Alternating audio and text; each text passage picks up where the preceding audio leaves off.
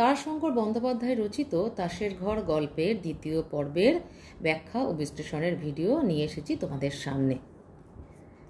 আমরা যতটা পড়েছিলাম, অমর কলকাতায় কাজ করে, সেই কাজের ধরনটা কীরকম। অমর মাসে দুবার বাড়িতে আসতে পারে, কেননা সে স্বাধীন ব্যবসা করে, ব্যবসাটা যতই ছোটোখাটো হোক। আর শৈল যে ঘটনাটা ঘটিয়েছিল, একটা ভয়ঙ্কর ঘটনা, কলকাতা প্রবাসিনী হরেন্দ্রবাবুর পরিবারের মেয়েদের কাছে, সেখানে তার শাশুড়িও ছিল, যে অমর শৈলর বাবার কাছ থেকে সময় বিশেষে টাকা পয়সা ধার নেয়, এবং এই কথাটার প্রভাব তাদের পরিবারের ওপর কীরকম হলো সেটাই কিন্তু আজকের বিষয়। ধনী কলিকাতা প্রবাসিনীদের সম্মুখে যে অপমান তাহার হইয়াছে, সে তিনি কিছুতেই ভুলিতে পারিতেছেন না। শুধু তাহার সংসারের অস্বচ্ছতাই নগ্নভাবে আত্মপ্রকাশ করে নাই, তাহাকে মিথ্যাবাদিনী সাজিতে হইয়াছে। এই কয়দিন বধূর সঙ্গেও একরূপ বাক্যালাপ করেন নাই। শৈল অবশ্য সে বিষয়ে দোষী নয়। সে সদা সর্বদাই মুখে হাসিটি মাখিয়া শাশুড়ির আজ্ঞার জন্য তাহার মুখের দিকে চাহিয়া থাকে। তাহলে কলিকাতা প্রবাসিনীদের সামনে যে কথাটা সে বলেছে, তার ফলে শৈল শাশুড়ির যে অপমান হয়েছে সেটা তিনি ভুলতে পারছেন না। এক ভয়ঙ্কর কথা, এবং সংসারের অস্বচ্ছতাই নগ্নভাবে আত্মপ্রকাশ করেছে। কথাটার অর্থ কি? তাদের যে সাংসারিক পরিস্থিতি, তাদের যতটুকু অভাব থাকুক বা না থাকুক, এটা সম্পূর্ণ তাদের একেবারে পরিবারের ভেতরের ব্যাপার, কিন্তু সেটা সম্পূর্ণ নগ্নভাবে, মানে একেবারে খুলে দিয়েছে শৈল সকলের সামনে। তাহাকে মিথ্যাবাদিনী সাজিতে হইয়াছে। কেননা এখানে মিথ্যাবাদিনী কেন বলা হয়েছে? শৈলর শাশুড়ি কিছুই জানতো না, ফলে সে সন্দেহ প্রকাশ করেছিল যে আদৌ এটা ঠিক কিনা, কিন্তু শৈল সেটা বলে দিয়েছে যে এটাই সত্যি। সেটা শৈলর শাশুড়ি জানে না, কিন্তু তার শৈলর যে স্বামী অমর, সে ধার নেয়, এবং শৈলর কিন্তু এর ফলে তার মনের মধ্যে কোনো রকম প্রভাব পড়েনি। সে যা বলেছে তার বলা হয়ে গেছে।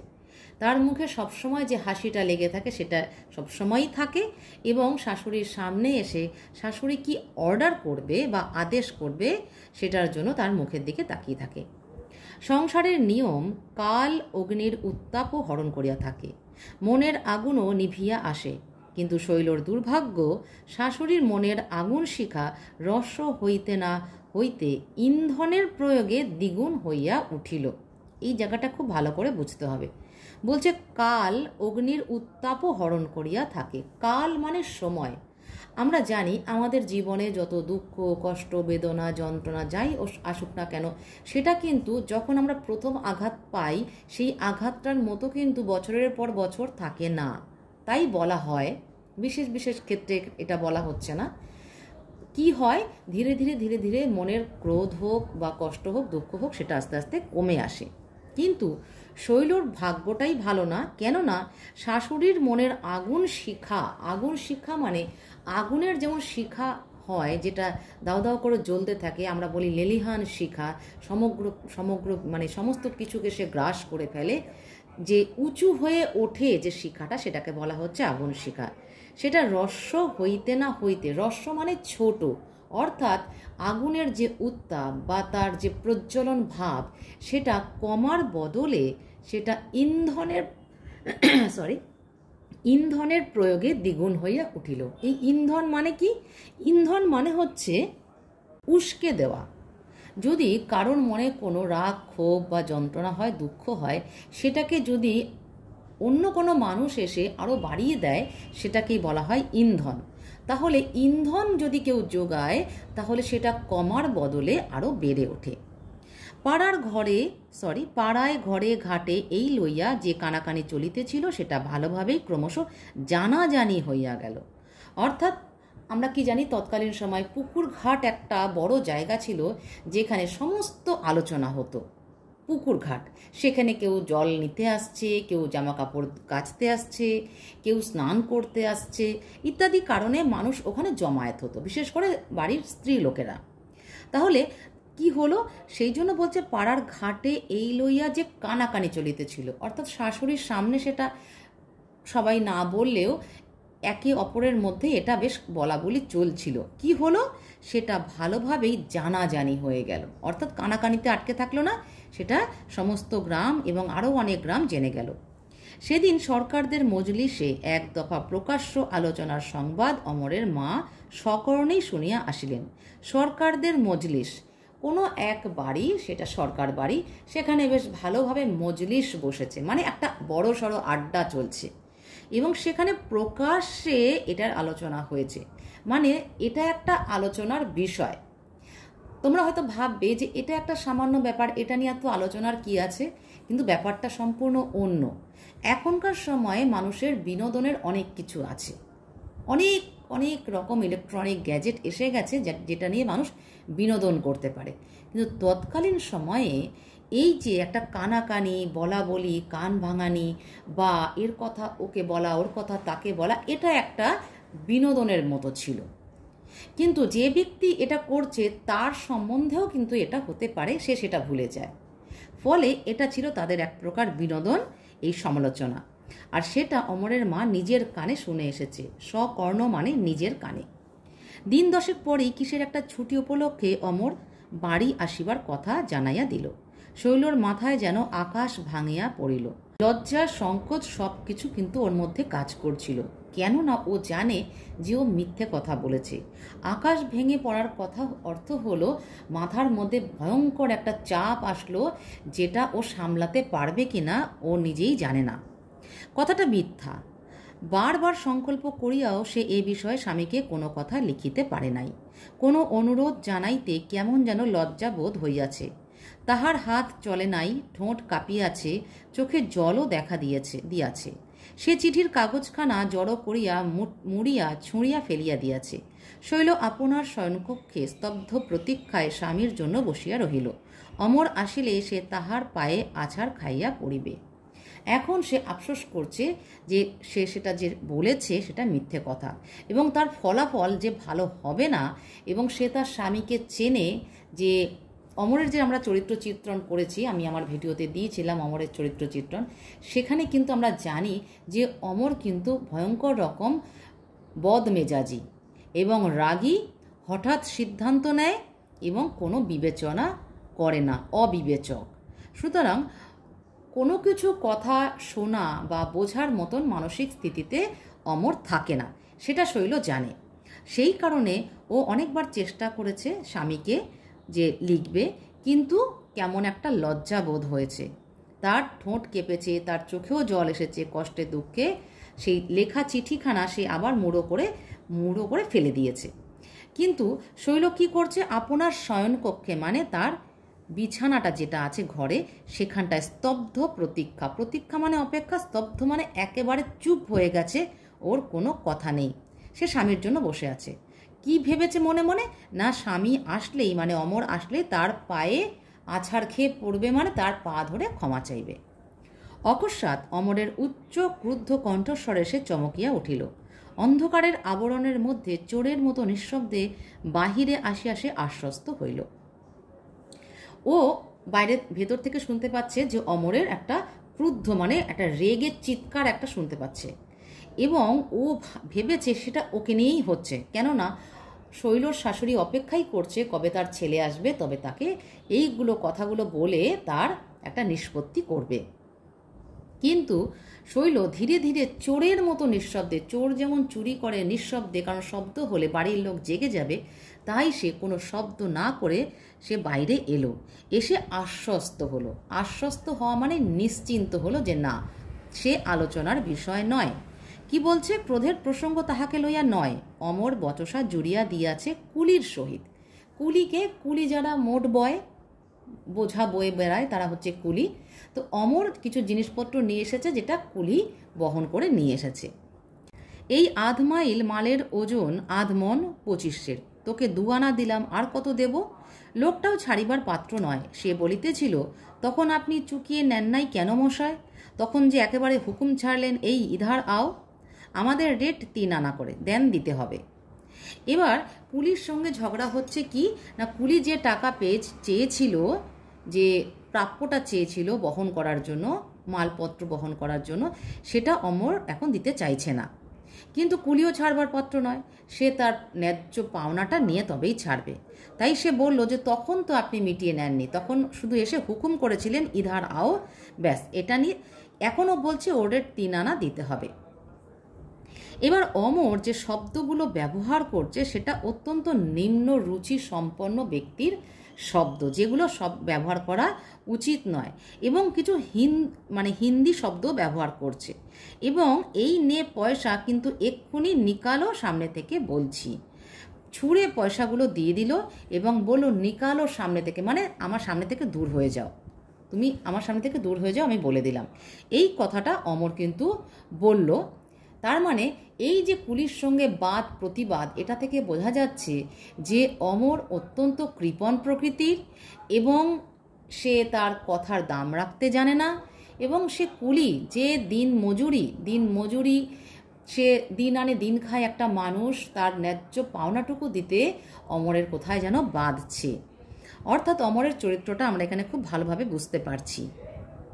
পয়সা ফেলিয়া দিয়া অমর ক্রুদ্ধ পদক্ষেপে বাড়ি ঢুকিল। পয়সা ফেলিয়া দিয়া মানে কুলির যে প্রাপ্য টাকা সেটা অমর তাকে ফেলে দিল, মানে তার সামনে ছুঁড়ে দিল, আর ক্রুদ্ধ পদক্ষেপে বাড়ি ঢুকিল। ক্রুদ্ধ মানে রাগ, পদক্ষেপ মানে পায়ের এক একটা স্টেপ। দেখো না, লোকসান যেদিন হয় সেদিন এমনি করেই হয়। 50 টাকা মেরে একজন পালালো, তারপর ট্রেন ফেল, আবার বাড়ি এসেও 4টে পয়সা লোকসান। তাহলে অমরের কি কি ভোগ করতে হয়েছে আজকের দিনটা, যে দিনটা ও বাড়িতে এলো। একজন 50 টাকা মেরে নাকি পালিয়ে গেছে, তারপরও সেই ট্রেনটা ধরতে পারেনি যেটা ধরবে ভেবেছিল, আবার বাড়িতে এসেও 4টে পয়সার লোকসান। অর্থাৎ পুলিশ যেটা ন্যায্য বলে চেয়েছিল সেটাই তাকে দিতে হয়েছে, সুতরাং এটাকে সে লোকসান মনে করছে। মাও বোধ করি প্রস্তুত হইয়া দাঁড়াইয়াছিলেন। তিনি শান্ত অথচ শ্লেষ তীক্ষ্ণ কণ্ঠে কহিলেন, তার জন্য আর তোমার চিন্তা কি বাবা? বড়লোক শ্বশুর রয়েছেন, তাকে লেখো, তিনি পাঠিয়ে দেবেন। এই যে কথাটা কিন্তু অমর বাড়িতে ঢুকেছে আর সাথে সাথে সেই কথাটা বলেছে। আমরা জানি যে কোনো মানুষ যখন পরিশ্রান্ত হয়ে সারা দিনের শেষে বাড়ি ফেরে, তখন তাকে এমন কোনো কথা বলতে নেই যে তার রাগ হয় বা বিরক্ত হয়। তাই অমরের মা যেহেতু বিরক্ত হয়েই ছিল, রেগেই ছিল, তাই সেই রাগটা প্রশমিত করার জন্য, হালকা হওয়ার জন্য, যাকে বলার সে অপেক্ষা করছিল বলার জন্য, সেটাই সে করে দিল। অমরকে সেটা বলে দিল, একটু সময় নষ্ট করলো না। এবং এটাও বলল শ্লেষ অথচ শান্ত অথচ শ্লেষ তীক্ষ্ণ। শান্ত হয়ে বলল কথাটা, খুব ধীরে ধীরে চিবিয়ে চিবিয়ে। শ্লেষ তীক্ষ্ণ মানে, শ্লেষ মানে ব্যঙ্গ, তীক্ষ্ণ মানে যেটা বেঁধে ফুটে যায়, অন্তরে ফুটে যায়। তাই বলছে এমন সে ব্যঙ্গ করে বলল যে তার জন্য তো তোমার চিন্তা করতে হবে না, এই যে এত টাকা নষ্ট হলো, তোমার শ্বশুর আছে, তাকে লেখো, তাই সেই পাঠিয়ে দেবে। কোনো ব্যাখ্যা বিশ্লেষণে তিনি গেলেন না। অর্থ না বুঝিলেও শ্লেষ তীক্ষ্ণ বাক্য স্বর আঘাত করিতে ছাড়ে নাই। বাক্য স্বর মানে আমরা জানি এই স্বর মানে হচ্ছে তীর, আর বাক্য মানে হচ্ছে কথা। আমরা জানি যে কেউ যদি শরীরে আঘাত করে, ব্যথা লাগে, সেই ব্যথাটা ভুলে যায় মানুষ, কিন্তু কথা দিয়ে যদি কোনো মানুষ আঘাত করে সেটা ভোলা যায় না। আর এটাও ঠিক অমরের ক্ষেত্রে তাই হলো, সেই বাক্য স্বর আঘাত করলো। অমর ভ্রুকুঞ্চিত করিয়া বলিল, তার মানে? অর্থাৎ অমর বুঝতে পারছে না, পরিষ্কার করে জানতে চাইছে তার মায়ের কাছে। মা বলিলেন, সেই জন্যই তো তোমার পথ চেয়ে দাঁড়িয়ে আছি বাবা। আমি শুনবো, তুমি আমাকে তোমার রোজগারের অন্ন খাওয়াও, না তোমার শ্বশুরের দানের অন্নে আমাকে পিণ্ডি দাও? তুমি নাকি তোমার শ্বশুরের কাছ থেকে টাকা চাও আর শ্বশুর টাকা পাঠিয়ে দেন 100, 50, 80, যখন যেমন তোমার দরকার হয়। এই যে বলছে যে তাহলে অমর যদি তার শ্বশুরের কাছ থেকে ধারই করবে, তাহলে অমরের মা কার রোজগারের খাবার খাচ্ছে? অমরের যে ধার করা টাকা, তা না হলে অমরের কি নিজের রোজগারের টাকা? বলছে শ্বশুরের দানের অন্নে পিণ্ডি দাও। শ্বশুরের দান অর্থাৎ শ্বশুর যেটা দিয়ে দিচ্ছে, নিশ্চয়ই জামাইয়ের থেকে আর ফেরত নেবে না, তাই সেটা দান। যেটা ফেরত হয় না সেটা দান হয়। কেউ মারা গেলে স্মরণ করে যে শ্রাদ্ধানুষ্ঠান অর্থাৎ তাকে শ্রদ্ধা জ্ঞাপন করা হয়, তখন একটা নিয়ম আছে যে পিণ্ড দান করা। তার মানে বুঝতে পারছো যে পিণ্ড দানটা কি, এখানে সেই অর্থেই বলা হচ্ছে যে পিণ্ডি দাও। অর্থাৎ এই অন্ন মানে এই রোজগারের, অমরের যে রোজগার বা শ্বশুরের দানের যে রোজগার, এতে খাওয়া, এটাতে খাওয়া আর তার পিণ্ড খাওয়া একই জিনিস। তুমি নাকি তোমার শ্বশুরের কাছ থেকে টাকা চাও, তাই এইবার সে পরিষ্কার করে বলছে যে এই ঘটনাটা কিন্তু শৈল বলেছে। ক্লান্ত তিক্ত চিত্ত অমরের মস্তিষ্কে মুহূর্তে যেন আগুন জ্বলিয়া উঠিল। অমরের মাথায় আগুন জ্বলেই ছিল, তাতে আরও ঘৃতাহুতি দেওয়া হলো, অর্থাৎ ঘি ঢালা হলো যাতে আগুনটা আরও ভালো করে জ্বলতে পারে। ক্লান্ত ছিল অমর। তিক্ত চিত্ত, তিক্ত মানে তেতো, চিত্ত মানে মন, তার মনটা তিক্ততায় ভরেছিল, কারণ অনেক রকম ঘটনা তার সাথে ঘটেছে যেগুলো সে মনে করে বাঞ্ছনীয় ছিল না। সে বলিয়া উঠিল, সে কি বলে উঠল না, বিভিন্ন রকম গালমন্দ, বলা যায় গালিগালাজ, নোংরা অকথ্য ভাষায় সে গালিগালাজ করছে। তার মানে এখানে আমরা দেখতে পাচ্ছি যে অমরের ভাষাও ভালো নয়। অমরের যে চরিত্রটা সেখানে দেখা যাচ্ছে, শুধুই অমরের চারিত্রিক ত্রুটিগুলো দেখা যাচ্ছে। সে অকথ্য ভাষা ব্যবহার করছে, সে নারী পুরুষ বা সেই ব্যক্তিটি কে না জেনেই সে এই ধরনের নোংরা ভাষা ব্যবহার করছে। মা ডাকলেন, বৌমা। শৈলর চক্ষের সম্মুখে চারিদিক যেন দুলিতেছে, কি করিবে কি বলিবে কোনো নির্ধারণই সে স্থির করিতে পারিল না। অর্থাৎ মানে শৈলর চক্ষের সম্মুখে চারিদিক যেন দুলিতেছে, অর্থাৎ শৈলর যে কি হবে, কি হতে চলেছে, ওর মাথা ঘুরছে, পরিষ্কার কথা। কি করিবে কি বলিবে, অর্থাৎ ওর এখন কি করা কর্তব্য, কি বলা কর্তব্য, ও কিছু বুঝতে পারছে না। শৈল বিহবলের মতো বলিয়া ফেলিল, হ্যাঁ বাবা দেন তো। বিহবল মানে ও নিজের মধ্যে নিজে নেই, কেমন যেন মানে ঘোরের মধ্যে রয়েছে, তাই সে বলে ফেলল, হ্যাঁ বাবা দেন তো। একটা মিথ্যেকে সত্যি করতে আর একটা মিথ্যের অবতারণা, এটা একটা ভয়ঙ্কর রকম খারাপ জিনিস। অমর মুহূর্তে উন্মত্তের মতো দেওয়ালে মাথা কুটিতে আরম্ভ করিল। উন্মত্ত মানে পাগল, দেওয়ালে মাথা কুটিতে লাগিল মানে তার মাথাটা ঠুকতে লাগলো দেয়ালে। এত বড় অপমান অমর সহ্য করতে পারছে না। কেননা অমর আর যাই হোক, অমর নিজে সৎ উপায়ে রোজগার করে তার যতটুকু আয় সেই অনুযায়ী সংসার চালায়। সেখানে এত বড় মিথ্যা অপবাদ হজম করার মতো মন মানসিকতা অমরের নেই। মা তাড়াতাড়ি ধরিয়া ফেলিলেন।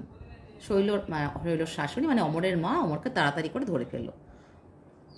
অমর বলিল, ও বাড়িতে থাকলে আমি জলগ্রহণ করব না। মা বলিলেন, আমার মাথা কাটা গেল হরেনবাবুর বাড়ির মেয়েদের কাছে, এমন বউ নিয়ে আমিও ঘর করতে পারবো না। অমর এবং অমরের মা কিন্তু ডিক্লেয়ার করে দিল যে তারা এই বউ নিয়ে ঘর করতে, সংসার করতে পারবে না। তাহলে বাড়ি থেকে কাকে চলে যেতে হবে? শৈলকেই চলে যেতে হবে না, কারণ বাড়িটা তো অমরের এবং অমরের মায়ের। শৈল তো ও বাড়িতে পুত্রবধূ, তাই সে যখন অন্যায় করেছে তাকে সেই বাড়ি ত্যাগ করতে হবে। এটা একটা নিষ্ঠুর নিয়ম বা নিষ্ঠুর নিয়তি, যে পুত্রবধূ সে অন্য বাড়ির মেয়ে, সে বিয়ে হয়ে তার শ্বশুর সংসারে এসেছে, কিন্তু শ্বশুরের সংসারটাও তার নিজের নয়। যদি কোনো সে অপরাধ করেও থাকে, তবুও তার যে দণ্ড হয়েছিল, তার যে গুরুদণ্ড হয়েছিল, সেটা তার প্রাপ্য ছিল না, কারণ সেটা তার নিজের বাড়ি। যদি সে অন্যায় করেও থাকতো, তার শাস্তি তাকে অন্যভাবে দেওয়া যেত। আমরা গল্পে দেখব যে তাকে কি দণ্ড দেওয়া হয়েছিল। বিচারক যেখানে বিধিবদ্ধ বিধানের মধ্যে আবদ্ধ নয়, সেখানে বিচার হয় না, বিচারের নামে ঘটে স্বেচ্ছাচার। ভীষণ ইম্পর্টেন্ট একটা লাইন, এখান থেকে প্রশ্ন হয়। বলছি, বিচারক যেখানে বিধিবদ্ধ বিধানের মধ্যে আবদ্ধ নয়। বিচারককে যে বিচার করে, আমরা আদালতে দেখি যে যিনি বিচার করেন তিনি বিচারক, তাকে একটা বিধিবদ্ধ মানে নিয়মের আবদ্ধে থাকতে হয়, তাই দিয়েই তার বিচার চলে। সে নিজের খেয়াল খুশি মতো ইচ্ছে মতো বিচার করতে পারেন না। কিন্তু যদি তিনি করেন তাহলে সেটা বিচার হয় না। বিচারের নামে কি ঘটে? স্বেচ্ছাচার। স্বেচ্ছাচার মানে নিজে যা খুশি ইচ্ছা তাই করেছে। তাই ওইটুকু অপরাধে শৈলর অদৃষ্টে গুরুদণ্ড হইয়া গেল। সেই রাত্রেই তাহার নির্বাসনের ব্যবস্থা হইল। অর্থাৎ আমি একটু আগে যে বললাম, সে যে অন্যায় করেছে কথা সত্য, কিন্তু অন্যায়ের জন্য যে সে শাস্তিটা পেল সেটা গুরুদণ্ড হয়ে গেল। তাকে শাস্তি অন্যভাবেও দেওয়া যেতে পারত, কিন্তু তাকে নির্বাসন দেওয়া হলো। নির্বাসন কেন? কীরকম নির্বাসন মানে কি? বাড়ি থেকে বের করে দেওয়া। বাড়ি থেকে বের করে দেওয়া। আমরা জানি নির্বাসন দেওয়া হতো অতীতকালে, যে সমস্ত বিপ্লবীরা ছিলেন দেশের জন্য, তারা প্রাণ দিয়েছেন বা যারা বিপ্লব করেছেন ইংরেজদের বিরুদ্ধে, ব্রিটিশদের বিরুদ্ধে, তাদের উপর বোমা বর্ষণ করেছেন, তারা মানে লুট করেছেন, টাকা পয়সা অস্ত্র লুট করেছেন, তাদের কি করা হতো? তাদেরকে আন্দামানে সেলুলার জেলে নির্বাসন দেওয়া হতো। নির্বাসন জিনিসটা এমনই যেখান থেকে আর ফেরত আনা হয় না, তাদের ফিরে আসার আর কোনো সুযোগ নেই। সেটা ঘটে গেল শৈলর অদৃষ্টে। শৈল অন্যায় করেছে কথা সত্য, কিন্তু এই যে দণ্ডটা কি তার প্রাপ্য ছিল। রাত্রি 12টার ট্রেনে শৈলর দেবর তাহাকে লইয়া এলাহাবাদে রওনা হইয়া গেল। তাহলে অমর বাড়িতে ঢুকল। শৈলর শাশুড়ি তাকে কথাটা বলল এবং তখনই ধার্য হয়ে গেল, স্থির হয়ে গেল যে শৈলকে তখনই বাড়ি থেকে বেরিয়ে যেতে হবে। রাত্রি 12টা, তৎকালীন সময় রাত্রি 12টা মানে গভীর রাত্রি। সেই সময় শৈলর দেওর মানে অমরের ভাই, তাকে দিয়ে শৈলকে তার বাপের বাড়ি পিত্রালয়ে এলাহাবাদে রওনা করিয়ে দেওয়া হলো। শৈলকে দেখিয়াই তাহার মা আনন্দে বিস্ময়ে আকুল হইয়া বলিলেন, এ কি শৈল, তুই যে এমন হঠাৎ? শৈল ঢোক গিলিয়া বলিল, কেন মা, আমার কি আসতে নেই? তোমরা তো আনলে না, কাজেই নিজেই এলাম। মেয়েকে বুকে জড়াইয়া মা বলিলেন, ওরে আনতে কি অসাধ, না আমার মনে ব্যথা হয় না, কিন্তু কি করব বল। একটা দীর্ঘ নিঃশ্বাস ফেলিয়া আবার বলিলেন, বাবুর রোজগার কমে গেছে, বাজার নাকি বড় মন্দা, তার ওপর হৈমির বিয়ে এসেছে, খরচ যে করতে পারছি না মা। এইটুকু অংশের মধ্যে অনেক কিছু বুঝিয়ে দিলেন। কিরকম? শৈলকে দেখে তার মা বিস্ময়ে আকুল, এত অবাক হয়েছেন তিনি আর কুল পাচ্ছেন না, কি বলবেন কি করবেন। আর শৈল এসেছে হঠাৎ করে, কোনো রকম আগাম বার্তা বা খবর না দিয়ে। তৎকালীন সময় এরকম হতো না, আসার আগে কিন্তু খবর আসতো। শৈল ঢোক গিলিয়া বলিল, ঢোক গেলা মানে তাকে তো মিথ্যে বলতে হবে। সত্যি কথা বলতে গেলে অকপট হতে হয়, কোনো কপটতা লাগে না। কিন্তু যখনই মানুষ ঢোক গিলল, তার মানে বুঝতে হবে সে কোনো একটা মিথ্যার অবতারণা করতে চলেছে। কি বলল শৈল, তোমরা তো আনলে না, কাজেই নিজেই এলাম। অর্থাৎ শৈল এখানে কিন্তু তার মাকে দোষ দিল যে 2 বছর হয়ে গেছে। আমরা আগেই জেনেছি যে শাশুড়ি বলেছিল, শৈল শাশুড়ি বলেছিল যে দুধের শিশুকে যে 2 বছর হয়ে গেল কেউ নিতে আসেনি। তাহলে ধরে নেওয়া যায় 2 বছর হলো শৈলর বিয়ে হয়েছে, কিন্তু কি বলছে যে তোমরা এই 2 বছরে কেউ নিতে যাওনি, সুতরাং নিজেই আসতে হলো, এটা একটা মিথ্যে কথা। মেয়েকে বুকে জড়িয়ে ধরলেন মা। হ্যাঁ, কি বলছেন? ওরে আনতে কি অসাধ, না আমার মনে ব্যথা হয় না। তার মনে স্বাদ হয় মেয়েকে দেখার, মেয়ের কাছে যাওয়ার, মেয়েকে স্পর্শ করার, আদর করার, কিন্তু কি করব বল। এই যে কি করবে, কেন তিনি আনতে পারছেন না, এবার জানা যাচ্ছে। তিনি দীর্ঘ নিঃশ্বাসটা কখন বেরোয় মানুষের? যখন মানুষের কষ্ট, দুঃখ, যন্ত্রণা হয়, তখন দীর্ঘ নিঃশ্বাস মানে নিঃশ্বাসটা দীর্ঘ আকারে বেরোয়। আমরা যেমন সবসময় শ্বাস প্রশ্বাস চালাই, আমরা বুঝতেও পারি না যে কখন আমরা নিঃশ্বাস প্রশ্বাসটা নিচ্ছি, আমাদের অজান্তে, আমাদের অগোচরেই এটা ঘটে চলে কন্টিনিউ। কিন্তু যখন দীর্ঘ নিঃশ্বাসটা বেরোয় তখন সেটা আমরা বুঝতে পারি, কেননা নিঃশ্বাসটা অনেকটা দীর্ঘ সময় ধরে শ্বাসটা বেরোয়, তাই বলা হচ্ছে দীর্ঘ নিঃশ্বাস। কি বললেন বাবু? বলছে বাবুর রোজগার কমে গেছে, বাজার নাকি বড় মন্দা। অর্থাৎ শৈলর যে বাবা, তার রোজগার কমে গেছে, মান্থলি ইনকাম যেটা কমে গেছে, এবং হৈমির বিয়ে এসেছে। হৈমিকে শৈলর বোন হৈমির বিয়ে এসেছে, খরচ যে আর করতে পারছি না মা।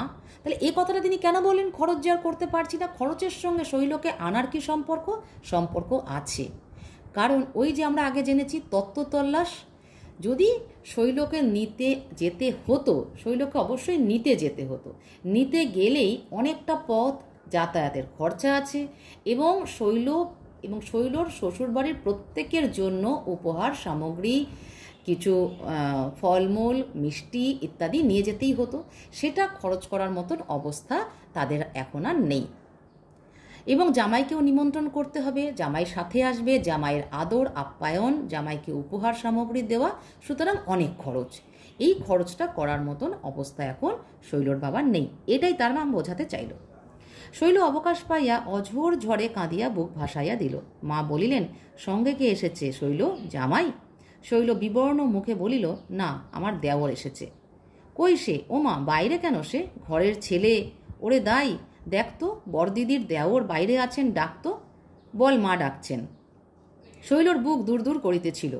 কনিষ্ঠ ভ্রাতার প্রতি অমরের আদেশ ছিল সে যেন এখানে জলগ্রহণ না করে। কঠিন শপথ দিয়া আদেশ দিয়াছে অমর।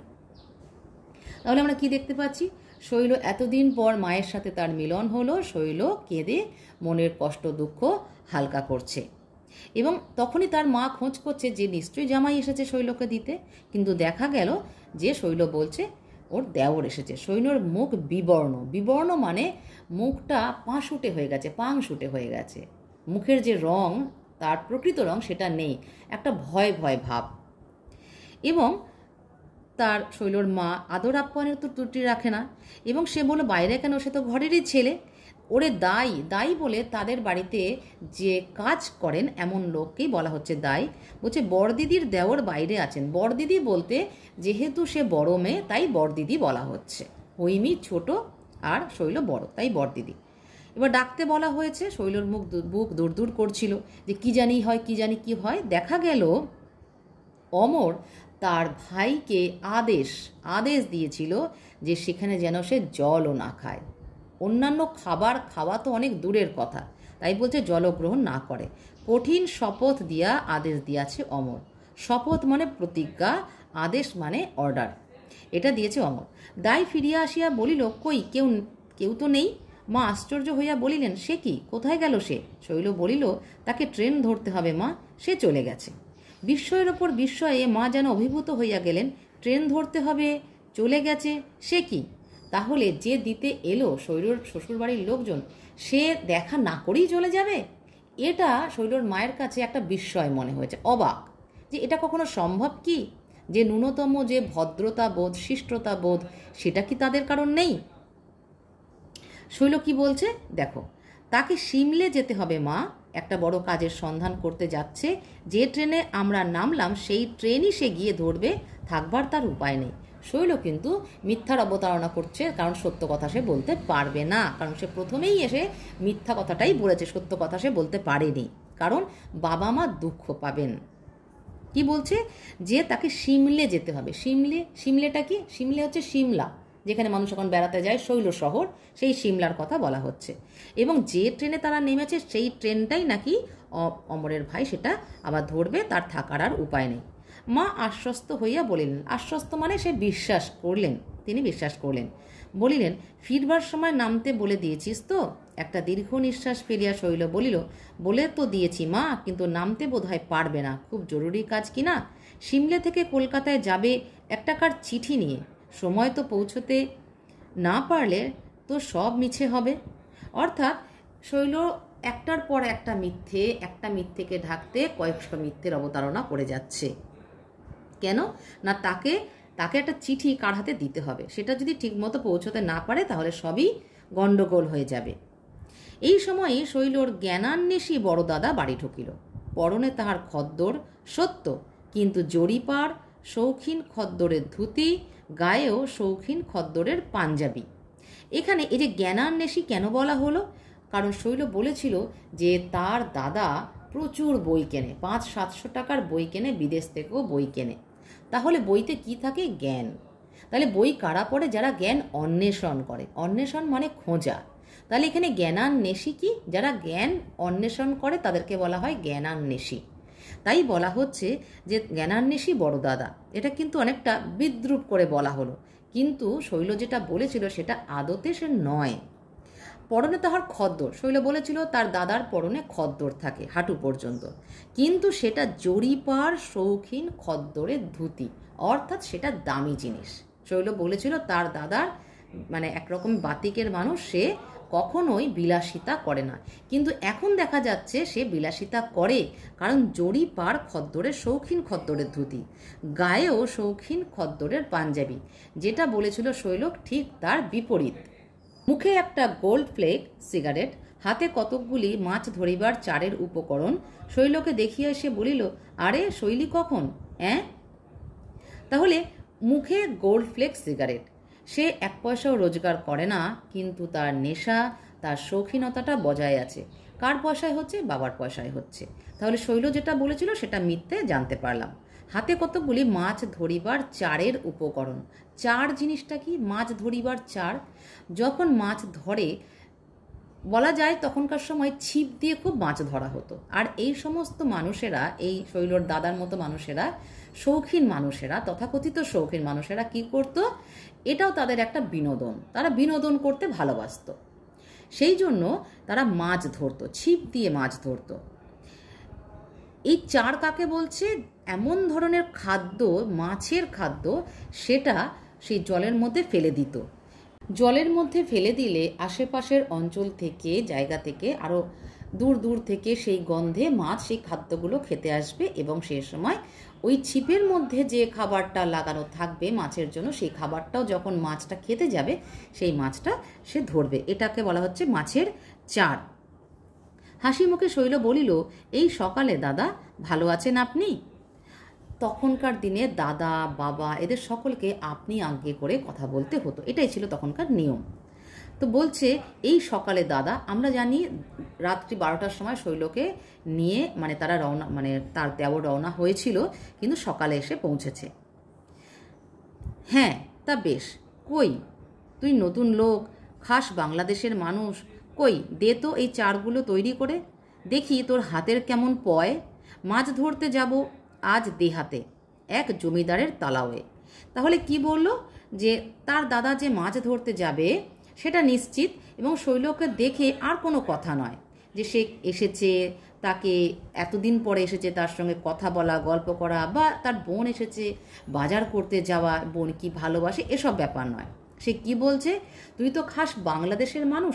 আমরা জানি যে শৈলর বাপের বাড়ি হচ্ছে এলাহাবাদ, আর শৈলর শ্বশুর বাড়ি হচ্ছে এই বাংলাদেশে, তাই বলা হচ্ছে বাংলাদেশের মানুষ। তাই বলছে, তুই তো বাংলাদেশের মানুষ, তোদের ওখানে পুকুর, নদী, নালা অনেক বেশি, তা সুতরাং তুই এগুলো ভালো পারবি করতে। দেখি তোর হাতের কেমন পয়। পয় মানে হচ্ছে পয়া, অর্থাৎ শুভ বা সুলক্ষণ যুক্ত, তাই বলা হচ্ছে তোর হাতের কেমন পয়। মাছ ধরতে যাব দেহাতে এক জমিদারের তালাওয়ে। এটাই দেহাতে মানে পাড়া গায়ে, আর তালাও মানে হচ্ছে পুকুর, সেখানে সে মাছ ধরতে যাবে সেটা বলে দিল। শৈল উপকরণগুলি হাতে লইয়া বলিল, চলুন না দাদা একবার আমাদের ওখানে, কত মাছ ধরতে পারবেন একবার দেখব। তোদের ওখানে পুকুরে খুব মাছ না রে? আমাদের পুকুরে খুব বড় বড় মাছ, আধমন, 15 সের, 25 সের এক একটা মাছ। জানেন দাদা, তখন প্রথম গেছি একটা 18 সের কাতলা মাছ এনে দেওয়ার বলল বৌদিকে করতে হবে। ওরে বাপরে, সে যে আমার ভয়, এখন আর ভয় হয় না, আধমন 25 সের মাছ দিব্যি কেটে ফেলি। এইবার শৈলর কিন্তু সেই কথাগুলো আবার বলতে শুরু করেছে, কারণ শৈলর এটা অভ্যাস, বদ অভ্যাস, যে অতিরঞ্জিত করে কথা বলা, একটা সামান্য কথাকে বাড়িয়ে রংচং মাখিয়ে কথা বলা, ফুলিয়ে ফাঁপিয়ে কথা বলা। সেটা সে তার শ্বশুর বাড়িতে যখন ছিল তখনও দেখা গেছে, যখন সে তার বাপের বাড়ি এসেছে তখনও দেখা যাচ্ছে। কি বলল, যে তোদের পুকুরে খুব মাছ। শৈল আমন্ত্রণ জানাচ্ছে তার দাদাকে, যে আমাদের জায়গায় চলুন, তখন দেখব আপনি কত মাছ ধরতে পারেন। তার দাদারও কৌতূহল, যে অনেক পুকুরে অনেক মাছ আছে। তখন শৈল বলল যে তাদের পুকুরে এত এত ওজনের মাছ আছে, এমনকি সে যখন প্রথম গেছে তাকে 18 সেরের কাতলা মাছ কাটতে দেওয়া হয়েছিল, কিন্তু এখন নাকি আর ভয় পায় না। কত কিছু বলে ফেলল শৈল। যাবার ইচ্ছে তো হয় রে, হয়ে ওঠে না। কলকাতা যাই, তাও অমরবাবুর সঙ্গে দেখা করার সময় হয় না। আবার তুই অবশ্যই যদি কলকাতায় থাকতিস তবে নিশ্চয়ই যেতাম। তাহলে শৈলর দাদা কোথায় যায়? কলকাতায় যায়, কিন্তু অমরের সঙ্গে দেখা করার সময় পায় না। অমর কিন্তু কলকাতাতে ব্যবসা করে, সেই সময়টুকু তার হয় না। সে কি করে? কিছুই আসলে করে না। আবার বলছে, যদি তুই থাকতিস কলকাতায় তাহলে নিশ্চয়ই বোনের সাথে সে দেখা করতে যেত। শৈল বলিল, আচ্ছা দেখব, আমাদের কলকাতায় বাড়ি হইবে এইবার। অর্ধপথে বাধা দিয়া দাদা বলিল, কলকাতায় তোমাদের বাড়ি হচ্ছে নাকি? শৈল বলিল, জায়গা কিনেছেন, ধীরে ধীরে হবে এইবার। মা পুলকিত হইয়া প্রশ্ন করেন, জামাই এখন বেশ পাচ্ছে না রে শৈলী? শৈলী মুখ নত করিয়া বলিল, দেশেও দালান করবেন। তাহলে তার কথা কোথা থেকে কোথায় যাচ্ছে? যে কলকাতায় তাদের নাকি জায়গা কেনা হয়েছে, বাড়ি হবে, আবার দেশেও নাকি দালান কোঠা হবে। দালান কোঠা মানে পাকা বাড়ি হবে, অর্থাৎ তাদের পাকা বাড়ি নয়। তাহলে শৈল তার শ্বশুর বাড়িকে উঁচু দেখানোর জন্য, বড় করার জন্য এই মিথ্যের আশ্রয়গুলো নিচ্ছে। মাস দুয়েক পরেই কিন্তু শৈলর মা অনুভব করিলেন কোথাও একটা অস্বাভাবিক কিছু ঘটিয়াছে। জামাই বা বেয়ান কেহই তো শৈলকে পত্র দেন না, সংবাদ লন না। তিনি স্বামীকে বলিলেন, দেখো তুমি বেয়ানকে একখানা পত্র লেখো। অর্থাৎ 2 মাস যেতে না যেতে শৈলর মা বুঝতে পারলেন যে কিছু একটা ঘটেছে। না হলে অন্তত একটা চিঠি তো আসবে, অমর লিখবে বা অমরের শাশুড়ি লিখবে, কিন্তু কিচ্ছু নয়। কেউ কোনো খবর নিচ্ছে না শৈলর। তার মানে আমরা কি জানি, নির্বাসন দিলে সে আর ফিরে যায় না। তাই শৈলর মা শৈলর বাবাকে বললেন যে তুমি বেয়ানকে একখানা পত্র লেখো। বেয়ান কাকে বলে? শৈলর শাশুড়ি হচ্ছে বেয়ান। শৈলর মায়ের এবং শৈলর বাবার শৈলর শাশুড়ি হচ্ছে বেয়ান। যদি শৈলর শ্বশুর থাকতো তাহলে হতো বেয়াই। মহেন্দ্রবাবু নিরীহ ব্যক্তি। শৈল অন্যের সম্বন্ধে যতই অত্যুক্তি করিয়া থাক, তাহার পিতার উপার্জনকে যতই বাড়াইয়া বলিয়া থাক, পিতার প্রকৃতির সম্বন্ধে অত্যুক্তি সে করে নাই। সত্যি তিনি সাধু প্রকৃতির নিরীহ ব্যক্তি। তাহলে এখানে কি বলা হচ্ছে? যেটা শৈল বলেছিল সেই কথাটা একদম সত্যি, যে সে সাধু প্রকৃতির নিরীহ ব্যক্তি। কিন্তু শৈল অন্যান্য সকলের সম্বন্ধে কিন্তু অত্যুক্তি করিয়াছিল। অত্যুক্তি মানে হচ্ছে অতি উক্তি, মানে বাড়িয়ে বাড়িয়ে বলা। সে তার বাবার উপার্জনটাকেও বাড়িয়ে বলেছিল। মহেন্দ্রবাবু স্ত্রীর কথায় অত্যন্ত শঙ্কিত হইয়া পরদিনই বেয়ানকে পত্র দিলেন, লিখিলেন। তাহলে মহেন্দ্রবাবুর মাথায় কিন্তু আসেনি, কারণ তার মনটাই সাধু সন্ন্যাসীদের মতন। তিনি অত গভীর চিন্তা, মারপ্যাচ, ঘুরপ্যাচ এইসব তিনি বুঝতে পারতেন না, বোঝেন না। তাই তিনি শঙ্কিত হইয়া, মানে ভয় পেয়ে পরদিনই তিনি বেয়ানকে পত্র লিখলেন। আমি আপনার অনুগৃহীত ব্যক্তি। শৈলকে চরণে স্থান দিয়া আপনি আমার প্রতি অশেষ অনুগ্রহ প্রকাশ করিয়াছেন। আশা করি, প্রার্থনা করি সে অনুগ্রহ হইতে আমি বা আমার শৈল যেন কখনো বঞ্চিত না হই। তাহলে তিনি ভূমিকাতে কি লিখছেন? আমি আপনার অনুগৃহীত ব্যক্তি। অনুগ্রহ কথা থেকে এসেছে। অনুগ্রহ মানে দয়া, উপকার, অনেক রকম এটার হতে পারে প্রতিশব্দ বা সমার্থক শব্দ বা কাছাকাছি শব্দ। বলছে শৈলকে চরণে স্থান দিয়া আপনি আমার প্রতি অশেষ অনুগ্রহ প্রকাশ করিয়াছেন। চরণে স্থান দিয়া মানে হচ্ছে তাকে পুত্রবধূ করে যে তিনি নিয়ে গেছেন, তাতে তিনি অত্যন্ত অনুগ্রহ প্রকাশ করছেন এবং প্রার্থনা করছেন যে সে অনুগ্রহ থেকে আমি বা আমার শৈল যেন কখনো বঞ্চিত না হই। কারণ তিনি বুঝতে পারলেন শৈলর মায়ের কাছ থেকে শুনে যে 2 মাস হয়ে গেছে তারা খোঁজ নেননি, অর্থাৎ তারা যে অনুগ্রহ করেছে তা থেকে যেন বঞ্চিত না হয়। কিন্তু সে বুঝতে পারছে, মানে শৈলর বাবা বুঝতে পারছে যে কোনোভাবে বঞ্চিত হওয়ার একটা আশঙ্কা আছে। আমি বুঝিতে পারিতেছি না সেখানে কি ঘটিয়াছে, শৈল কি অপরাধ করিয়াছে। কিন্তু অপরাধ যে করিয়াছে তাহাতে সন্দেহ নাই। খুব ইম্পর্টেন্ট জায়গা। তাহলে তিনি কি বলছেন? বলছেন যে আমি বুঝতে পারছি একটা কিছু ঘটেছে, কিন্তু কি ঘটেছে জানি না। শৈলর অপরাধ কি করেছে জানি না, কিন্তু অপরাধ যে করেছে এটা একদম নিঃসন্দেহ। সে কোনো কথা প্রকাশ করে নাই, তবুও এই দীর্ঘ 2 মাসের মধ্যে কই আপনার কোনো আশীর্বাদ তো আসিল না। শ্রীমান অমর বাবা জীবনও তো কোনো পত্র দেন না। দয়া করিয়া কি ঘটিয়াছে আমাকে জানাইবেন। আমি নিজে শৈলকে আপনার চরণে উপস্থিত করিয়া তাহার শাস্তি দিব। অর্থাৎ তিনি এইবার কি বললেন কথাটা, যে সে এসে কোনো কথাই বলেনি। শৈল কিন্তু এত কিছু বলে, বাড়িয়ে বাড়িয়ে কথা বলে, শ্বশুর বাড়িতে বাপের বাড়ির কথা বাড়িয়ে বলে, বাপের বাড়িতে শ্বশুর বাড়ির কথা বাড়িয়ে বলে, কিন্তু এই জিনিসটা সে গোপন করে গেছে, কি ঘটেছে সেটা কিন্তু একবারের জন্য বলেনি। কারণ সে জানতো এটা বললে তার বাবা অপমানিত বোধ করবেন, তার পুরো পিতৃকুলের সকলে অপমানিত বোধ করবেন। সে বাবার সম্বন্ধে এহেন মিথ্যা কথা বলেছে, বাবাকে এবং অমরকে নিয়ে। শৈলুর বাবা কি বলছে যে আপনার কোনো আশীর্বাদ তো এলো না, অর্থাৎ এই আশীর্বাদটা হচ্ছে চিঠি, যে আপনার তরফ থেকে কোনো চিঠি দিয়ে খোঁজ নেওয়া বা কেমন আছে, শৈল এতদিন এসেছে, সে কবে যাবে, কিছুই তো খোঁজ নিলেন না। এ কথাই বলতে চাইছে শৈলর বাবা। এবং এটাও বলছেন যে কি ঘটেছে দয়া করে জানাবেন, তাহলে শৈলকে আপনার চরণে নিয়ে গিয়ে আমি তার শাস্তি দেব।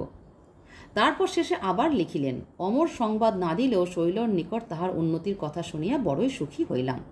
কলিকাতায় বাড়ি করিবে শুনিয়া পরম আনন্দ হইল।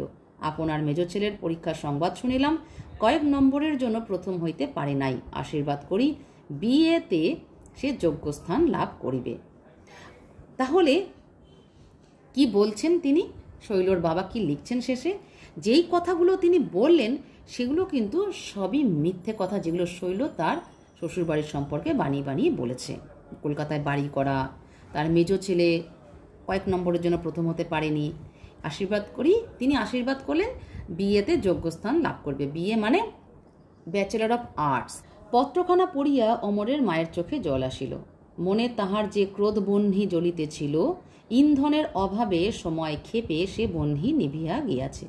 তাহলে তার মনে যে ক্রোধ বহ্নি, আমি বলেইছি আগে, যেটা বহ্নি মানে আগুন, ক্রোধ মানে হচ্ছে রাগ, এই রাগের আগুন যে জ্বলছিল ইন্ধনের অভাবে, ইন্ধন মানে হচ্ছে উস্কানি, বাইরে থেকে কেউ প্রতিনিয়ত তাকে মনে করিয়ে দেওয়া, আরও খুঁচিয়ে ঘা করা। সময় ক্ষেপে মানে সময়ের অতিবাহিত হয়ে যাওয়ার ফলে মানুষের মনের রাগ, ক্ষোভ, দুঃখ এগুলো প্রশমিত হয়। সে বহ্নি নিভিয়া গিয়াছে, সেই রাগটা, সেই আগুনটা নিভে গেছে। তাহলে সময় চলে যাওয়ার সাথে সাথে কেউ ইন্ধন দেওয়ার ছিল না, তাই সেই রাগটাও আস্তে আস্তে বা রাগের যে আগুন সেটা নিভে গেছে। প্রতিপদে তাহার শৈলর প্রতিমার মতো মুখ মনে পড়িত। বলুক সে মিথ্যা, তবু মিষ্ট কথার সুরটি তাহার কানে বাজিত। আজ বেআইয়ের পত্র পড়িয়া তাহার সকল গ্লানি নিঃশেষে বিদরিত হইয়া গেল। শুধু বিদরিত হইয়া গেল নয়, পুত্রবধূর ওপর মন তার প্রসন্ন হইয়া উঠিল। পত্রের শেষ ভাগটুকু পড়িয়া আবার তিনি সেখানটা পড়িলেন কলিকাতায় বাড়ি ইত্যাদি।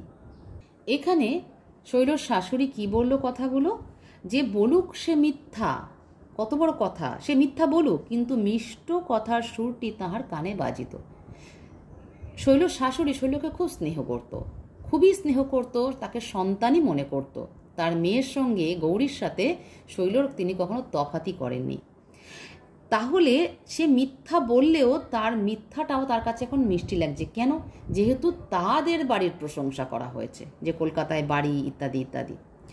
তার ফলে কি হলো, মনের সমস্ত কিছু গ্লানি মানে ময়লা, মনের যে ময়লা ছিল, যে ভাবনা থেকে আমরা অন্যের খারাপ চিন্তা করি, এটাকে বলা হয় গ্লানি, সেটা নিঃশেষে বিদূরিত হইয়া গেল। বিদূরিত হইয়া গেল মানে দূরীভূত হলো, দূরে চলে গেল। শুধু তাই নয়, পুত্রবধূর ওপর তার মন প্রসন্ন হইয়া উঠিল। প্রসন্ন মানে খুশি, তাদের বাড়ির সম্পর্কের প্রশংসা করেছে, সুতরাং সে খুশি হয়ে গেল। পত্রের শেষ ভাগটুকু আবার তিনি পড়লেন, কি কলিকাতায় বাড়ি ইত্যাদি, কেননা পড়তে ভালো লাগছে, প্রশংসাসূচক বাক্য, সবার ভালো লাগে শুনতে। তিনি অমরকে পত্র দিলেন, বেআইকে লিখিলেন, বৌমা আমার ঘরের লক্ষ্মী, লক্ষ্মীর কোনো অপরাধ হয়? তবে কার্যগতিকে সংবাদ লইতে পারি নাই, সে দোষ আমারই। শীঘ্রই অমর বৌমাকে আনিবার জন্য যাইবে। তিনি অমরকেও পত্র দিলেন। অমরকে পত্র দিতে হলো কেন? কেননা অমর কলকাতায় থাকে।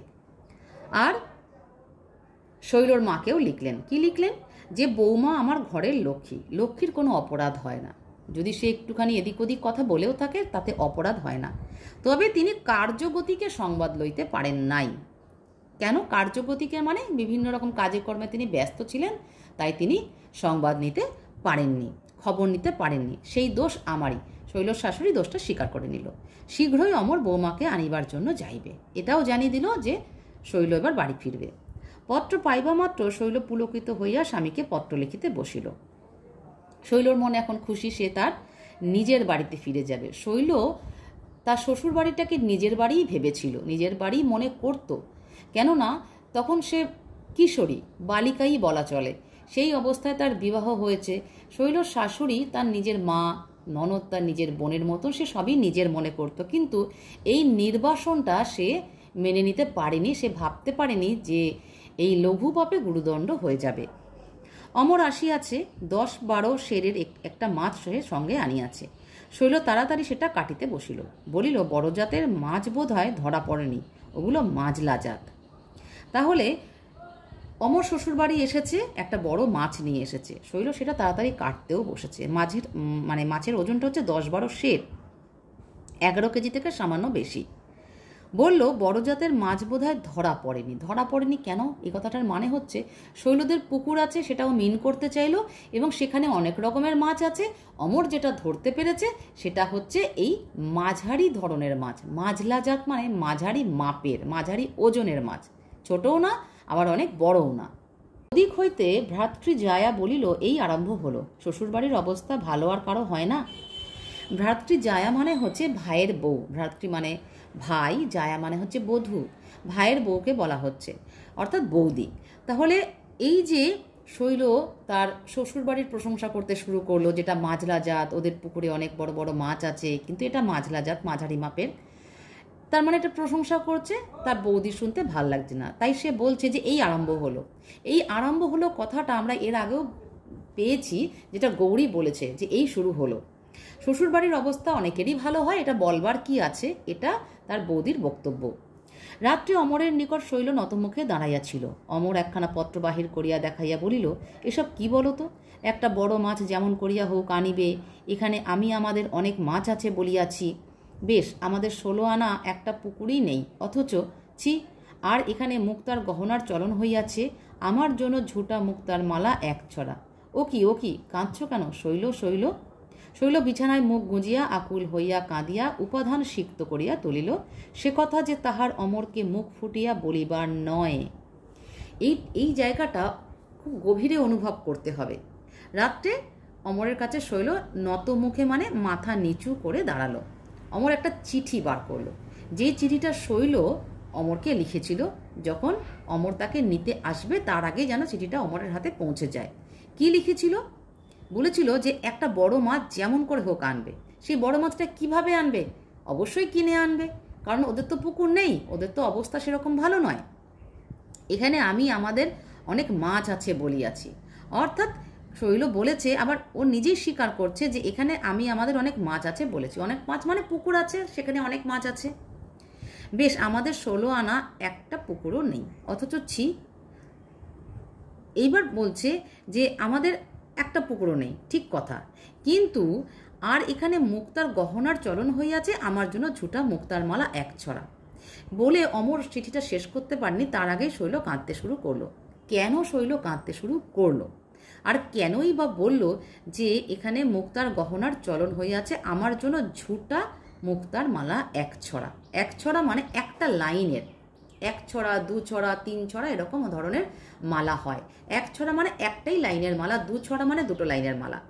ঝুটা মানে হচ্ছে মিথ্যে বা নকল।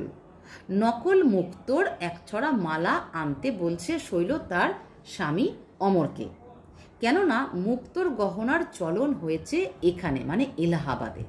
অর্থাৎ সে দেখেছে হয়তো তার বৌদি পড়ছে, বা আরও প্রতিবেশী কারোর গলায় দেখেছে যে মুক্তোর মালা পড়েছে, তাই সে দেখাতে চাইছে তার বাপের বাড়ির কাছে যে তার শ্বশুর বাড়ি যথেষ্ট অবস্থাপন্ন, পয়সা আছে, সে মাছ নিয়ে এসেছে। তার বউয়ের সঙ্গে মানে শৈলর সঙ্গে অমর 2 মাস বাদে দেখা করতে আসছে বা নিতে আসছে, সেখানে তার বউয়ের জন্য সে উপহার নিয়ে এসেছে একটা মালা, মুক্তোর মালা, কিন্তু সেটা ঝুটো মুক্তোর মালা, নকল মুক্তোর মালা কিন্তু এনেছে। অর্থাৎ তার স্ত্রীর প্রতি, অমরের স্ত্রীর প্রতি অমরের যে অনেক ভালোবাসা বা টান, এবং এতদিন যে দেখতে পায়নি, তাই সে তার স্ত্রীর কাছে দেখা করতে আসার জন্য সে উপহার নিয়ে এসেছে, সেটা শৈল সকলের কাছে দেখাতে চাইছে। শৈল হতে পারে কিশোরী, কিন্তু শৈলর মনে সেই সংসারী ভাবটা হয়তো সে গাঢ়ভাবে নেই, কিন্তু এইটুকুনি সে আছে যে তার বাপের বাড়ির কাছে শ্বশুর বাড়ির সম্মানটা রক্ষা করতে হবে। এবং এটা বোঝার মতো মন শৈলর স্বামী অমরের নেই, কারণ আমরা জানি অমরের চরিত্রের মধ্যে আমরা পেয়েছি যে অমরের খানিকটা স্থূল বুদ্ধি, সূক্ষ্ম বুদ্ধি নেই। তার স্ত্রী যদি এটা লিখেও থাকে, অমরের সূক্ষ্ম বুদ্ধি দিয়ে বোঝা উচিত ছিল যে তার স্ত্রী এটা কেন লিখেছে, কিন্তু অমর সেটা বুঝতে পারেনি। কিন্তু এর কি কোনো উত্তর হয়?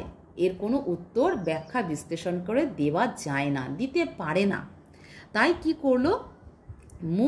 বিছানায় মুখ গুজিয়া আকুল হইয়া কাঁদিয়া উপাধান সিক্ত করিয়া তুলিল। উপাধান মানে বালিশ, সিক্ত মানে ভেজা।